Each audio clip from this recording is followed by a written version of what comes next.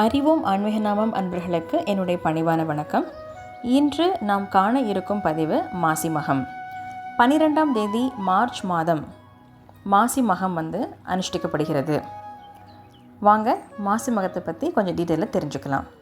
மாசி மாதம் மக நட்சத்திரம் வரும் நாளை தான் நம்ம மாசி மகம் அப்படின்னு சொல்லுவோம். நம்ம பதிவுக்கு போகிறதுக்கு முன்னாடி பஞ்சபூதங்கள் என்னென்ன? பஞ்சபூதங்கள் நீர், நிலம், காற்று, ஆகாயம், நெருப்பு. இது நமக்கு தெரியும். இவர்களுடைய அதிதேவதைகள் வருண பகவான், இந்திர பகவான், வாயு பகவான், அக்னி பகவான் இல்லையா? அப்போது நீரினுடைய அதிபதி வருண பகவான் இல்லையா? இப்போது பஞ்சபூதங்களையும் அவங்களுடைய அதிதேவதைகளையும் தெரிஞ்சுக்கிட்டோம். இப்போது வாங்க நம்ம பதிவுக்குள்ளே போகலாம். ஒரு சமயம் வருண பகவானுக்கு பிரம்மஹத்தி தோஷம் ஏற்பட்டிருந்தது.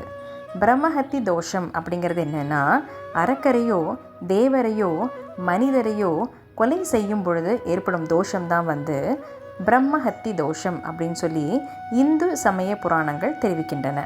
அப்படி இருக்க வருண பகவான் அவருடைய உடல் கட்டப்பட்ட நிலையில் கடலில் வீசப்பட்டார். அதனால் என்னாச்சு அப்படின்னா, உலகமே மழை இல்லாமல் வறட்சி பஞ்சம் அடைந்து உயிர்கள் அனைத்தும் துன்பப்பட்டன.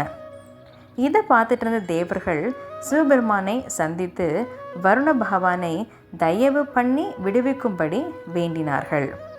சிவபெருமானும் தேவர்களின் கோரிக்கையை ஏற்றுக்கொண்டு வருண பகவானை விடுவித்தார். வருண பகவான் தன்னுடைய பிரம்மஹத்தி தோஷத்திலிருந்து விடுபட்ட நாளை தான் நம்ம மாசி மகம் அப்படின்னு சொல்லுவோம். வருண பகவான் ரொம்ப மனம் மகிழ்ந்து சிவபெருமான் கிட்ட ஒரு கோரிக்கையை வைக்கிறார்.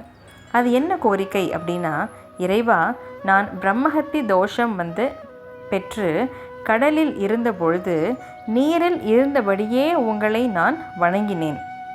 அதன் பயனாக எனக்கு விடுதலை கிடைத்தது. அதேபோல் மாசி மகம் நாளில் யார் புண்ணிய தீர்த்தங்கள், ஆறு, குளம் போன்ற நீர் நிலையங்களில் நீராடி உங்களை வணங்குபவர்களுக்கு நீங்கள் அவங்களுடைய பாவங்களையும் துன்பங்களையும் நீக்கி அருள வேண்டும் அப்படின்னு சொல்லி வருண பகவான் சிவபெருமான் கிட்ட வேண்டார்.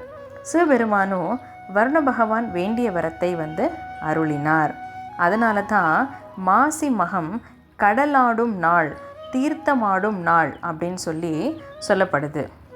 இந்த மாசி மகத்துக்கு இதை விட வேறு ஸ்பெஷாலிட்டிஸ் ஏதாவது இருக்கா அப்படிங்கிறத நான் உங்களுக்கு அடுத்த வீடியோவில் ஷேர் பண்ணுறேன். அதுவரை நன்றி, வணக்கம்.